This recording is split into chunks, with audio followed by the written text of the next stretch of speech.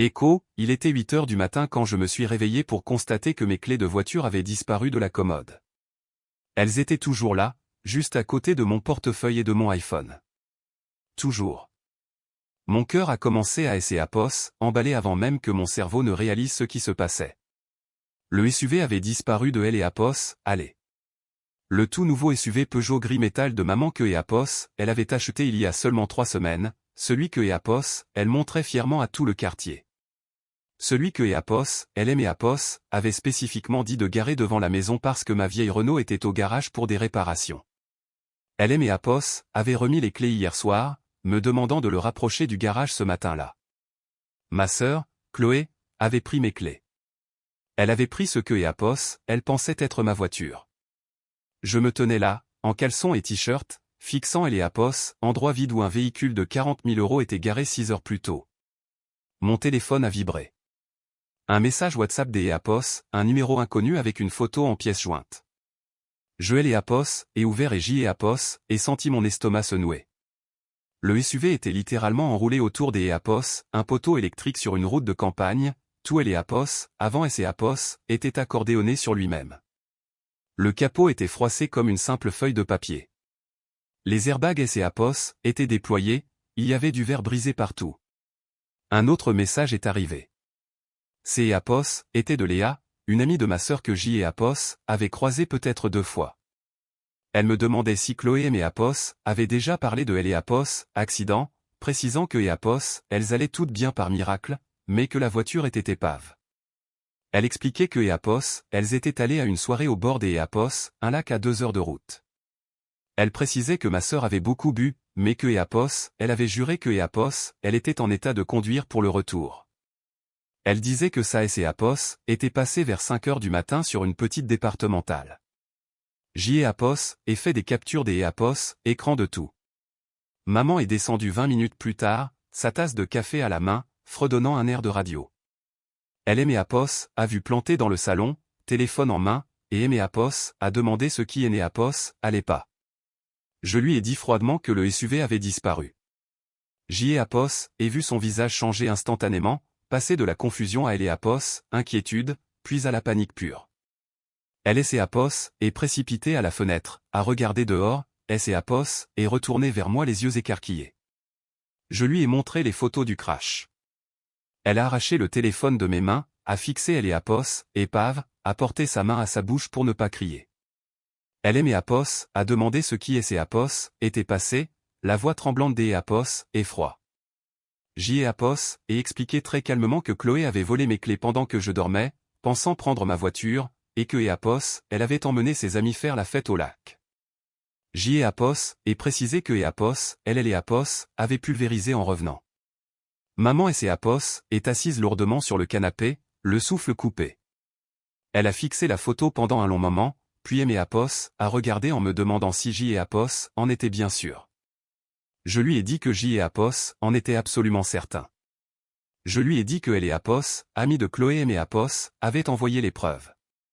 Je lui ai rappelé que mes clés manquaient sur ma commode et que le SUV était plus dans allez.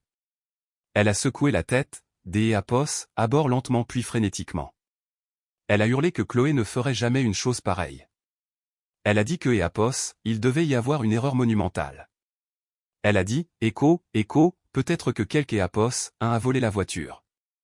Peut-être que je ai déplacé moi-même et que j'y ai oublié point écho, sa voix montait dans les aigus à chaque phrase. Je suis resté là, immobile, à la laisser enfoncée dans son délire. Ma sœur est rentrée 4 heures plus tard. J'y ai entendu sa clé tourner dans la serrure, ses pas traînant dans le couloir. Elle avait air dévasté, le maquillage étalé sur les joues, les vêtements froissés et sales, une petite coupure sanglante sur le front. Maman a bondi du canapé où elle était restée prostrée et précipitée vers elle. Maman lui a demandé ce qui était passé, où elle était passée, si elle était blessée. Chloé a jeté un regard furtif et haineux, puis a regardé maman. Elle a menti en disant que elle avait dormi chez une amie et que elle avait emprunté une voiture pour rentrer. Elle a absolument pas mentionné accident.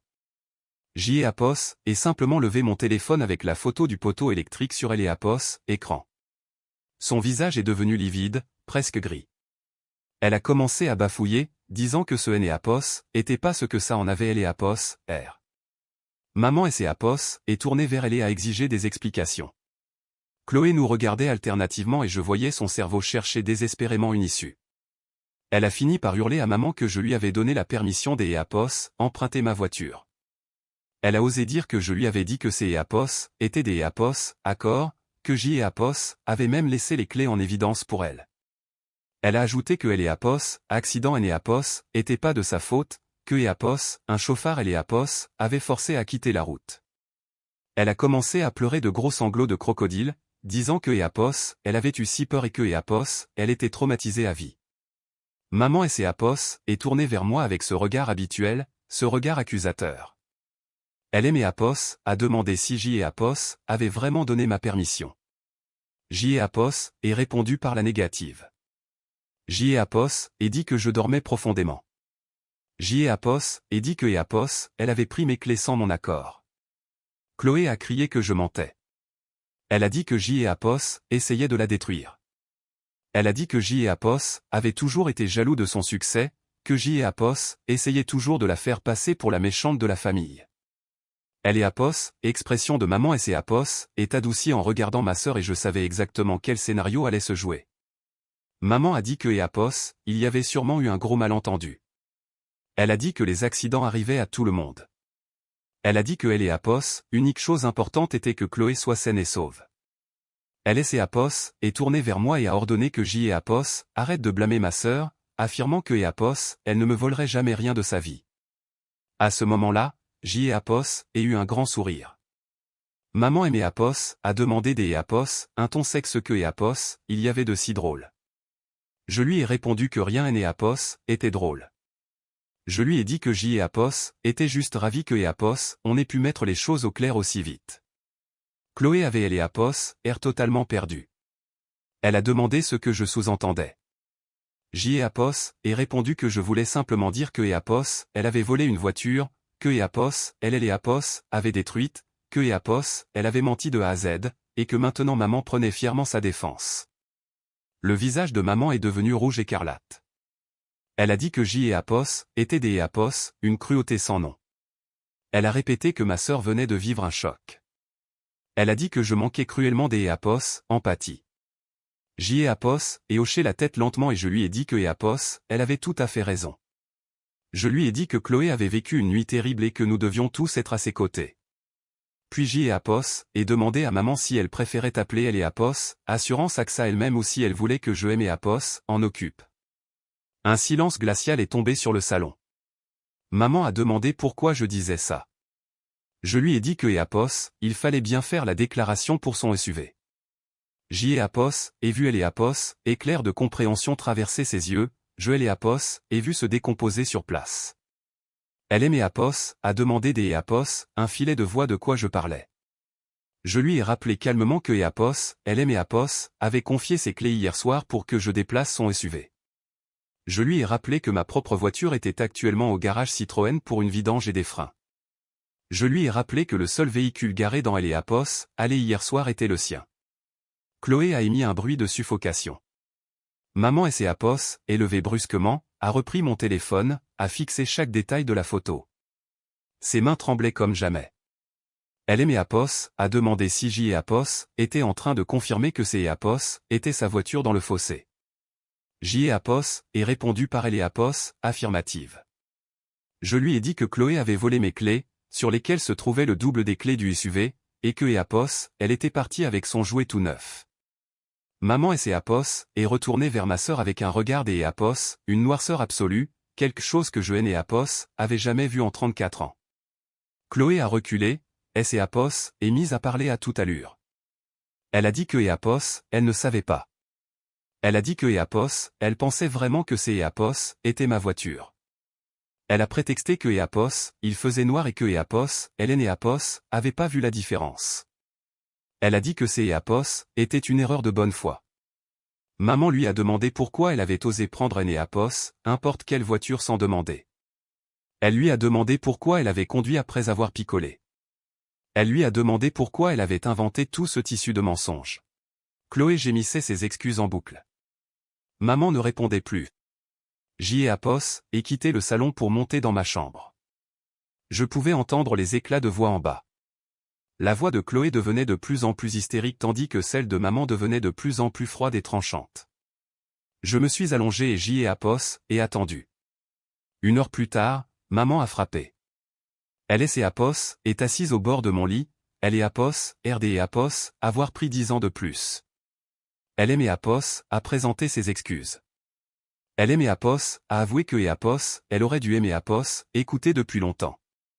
Elle aimait Apos, a demandé conseil, elle et Apos, est totalement désemparée. Je lui ai dit que ce Apos, était pas à moi de gérer ça. Je lui ai rappelé que ce Apos, était pas moi qui avait commis un vol et un délit de fuite morale. Je lui ai dit que ce Apos, était pas moi qui avait protégé une menteuse pathologique. Elle a accusé le coup sans rien dire. Elle aimait Apos, a demandé ce que Apos, elle devait faire. Je lui ai dit que c'est Apos, était sa décision. Je lui ai proposé de faire ma déposition si elle décidait d'Apos, aller à la gendarmerie. Je lui ai dit que je transmettrais les preuves à elle et Apos, assurance si besoin. Maman aimait Apos, a demandé si J et Apos, était vraiment prêt à laisser ma sœur se faire arrêter. J et Apos, et répondu que je ne laisser rien faire, mais que chaque choix entraînait des conséquences. Je lui ai rappelé toutes les fois où elle aimait Apos, avait fait passer pour le méchant pour protéger les bêtises de Chloé. Elle aimait Apos, a pas trouvé de réponse. Mise à jour numéro 1. Elle et Apos, assurance a, sans surprise, refusé de couvrir les dégâts. Ils ont invoqué la conduite sous elle et Apos, empire des Apos, un état alcoolique et le fait que le vol entre parents et enfants et Apos, est pas couvert par la garantie vol classique. Maman a passé des heures au téléphone à hurler, menacer et pleurer. Rien Apos a changé. Elle et Apos est retrouvée à la table de la cuisine avec ses factures, essayant de comprendre comment payer pour un nouveau véhicule alors que Apos, elle devait encore 28 000 € de crédit sur elle et Apos, épave. La voiture ne valait plus que le prix de la ferraille à la casse. Chloé est restée cloîtrée 2 jours. Quand elle est sortie, elle a promis de trouver un job et de rembourser chaque centime. Maman lui a fait remarquer que Apos, au SMIC, il lui faudrait une vie entière pour rembourser une telle somme. Chloé a fondu en larmes. Maman lui a dit que Apos, elle aurait dû y penser avant de voler. De mon côté, j'y ai Apos, et continué ma vie, ignorant la tension étouffante de la maison. Chloé aimait Apos, a coincé une fois pour me demander si J et Apos étaient satisfaits. Je lui ai dit que J et Apos étaient simplement spectateurs de sa chute. Elle aimait Apos, a traité de monstre cruel. Elle a prétendu que je pouvais tout arranger en mentant à maman pour elle. J et Apos est refusé catégoriquement. Elle a invoqué les liens du sang écho. Je lui ai répondu que la famille ne se comportait pas comme elle et Apos avaient fait. 3 jours après, maman a mis Chloé à la porte. Elle a dit que Apos, elle ne pouvait plus vivre avec une personne en qui Hélène et Apos avait plus aucune confiance. Chloé était pétrifiée. Elle a tenté de me demander de elle et Apos, aide, mais je lui ai rappelé que c'est Apos, était le prix à payer pour avoir détruit une voiture à 40 000 €. Maman lui a ordonné de boucler ses valises. Mise à jour numéro 2. Ma sœur est partie chez Léa. Mais elle et Apos, amitié a volé en éclats au bout de 2 semaines. Elle a rappelé maman en pleurant pour revenir. Maman a dit non. Elle lui a dit Apos, assumer sa vie Apos, adulte. La voix de maman était Apos, un calme olympien. Après avoir raccroché, elle aimait Apos, a demandé si elle était trop sévère. Je lui ai dit que seule elle connaissait sa propre limite de tolérance. Elle aimait Apos, a demandé si je pardonnais à Chloé. J'y ai Apos, et répondu que Chloé ne aimait Apos, avait rien fait, que c'est Apos, est à elle que Apos, elle devait demander pardon. Maman a finalement acheté une vieille Peugeot Apos, occasion avec ses économies. Plus de frimes, juste de elle et Apos, utilitaire. Elle aimait Apos, a dit que Apos, elle ne chercherait plus jamais à impressionner qui que ce soit. Chloé continuait de harceler maman de messages, alternant entre excuses larmoyantes et insultes venimeuses. Maman les effaçait sans les lire. J'y ai Apos, et récupéré ma voiture au garage, 800 € de facture, et je elle et Apos, et garé là où le SUV trônait autrefois. Un soir, maman aimée Apos a demandé pourquoi J et Apos avaient souri le matin du drame. Je lui ai avoué que c'est Apos était parce que je savais que son monde allait enfin et c'est Apos ouvrir à la réalité. Je lui ai dit que c'est Apos était le moment où ma sœur ne pourrait plus et c'est Apos en sortir par une pirouette. Maman aimée Apos a dit que Apos, elle ne savait pas si elle devait me remercier ou me détester. Je lui ai dit que les deux étaient valables. Je lui ai expliqué que laisser quelque Apos, face à ses erreurs est parfois la plus grande preuve des Apos, amour. Mise à jour numéro 3. 6 mois plus tard. Maman a retrouvé une sérénité incroyable. Elle a réalisé combien des Apos, énergie elle gaspillait à gérer les crises de Chloé. Ma sœur a fini par décrocher un poste de vendeuse. Elle a posté ça sur Instagram comme si elle avait sauvé le monde. On a ignoré la publication. Un samedi matin, elle a débarqué sans prévenir. Maman a refusé de la laisser entrer et a exigé que Apos, elle parle sur le pas de la porte. Je suis descendu discrètement pour écouter. Chloé disait que Apos, elle voyait un psy. Elle disait que Apos, elle comprenait enfin ses problèmes de comportement. Elle a apporté une enveloppe de 1500 €, ses premières économies.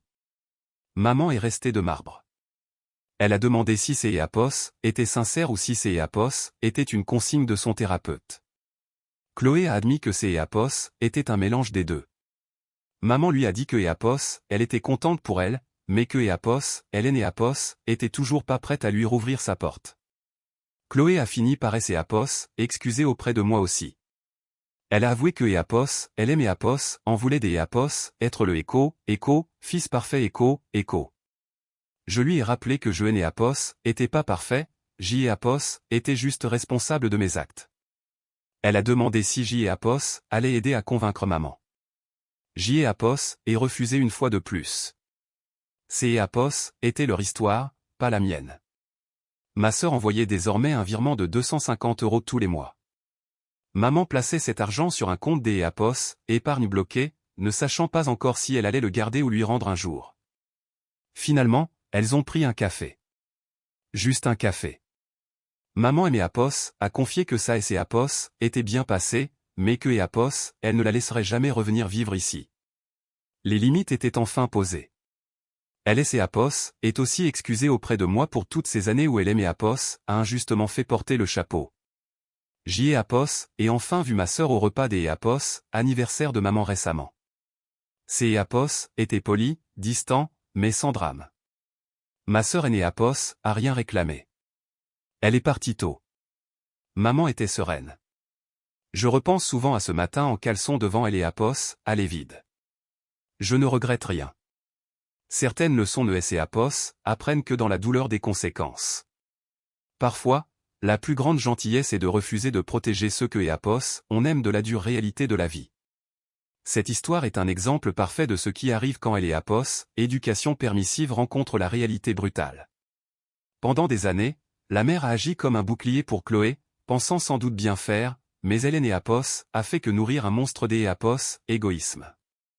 Le narrateur, Mathieu, a une patience des Apos, ange, mais son sourire au moment de la révélation est tellement satisfaisant. C'est Apos, et le sourire de quelque Apos, un qui a crié dans le désert pendant des années et qui voit enfin la vérité éclater. Ce qui est beau dans cette conclusion, c'est Apos, et que la mère finit par se choisir elle-même. Elle ne rejette pas sa fille par haine, mais par respect pour sa propre santé mentale. C'est Apos, est un récit puissant sur les limites et la responsabilité individuelle. En France, on a souvent tendance à vouloir tout pardonner au nom de la famille, mais cette histoire prouve que le vrai pardon ne peut venir que Apos, après une véritable réparation et un changement de comportement radical. Bravo au fils des Apos, être resté ferme. Et vous, que Apos, en pensez-vous? Trouvez-vous que Mathieu a été trop dur en souriant lors de la révélation à sa mère, ou auriez-vous réagi de la même manière à sa place? Dites-le moi dans les commentaires, écho.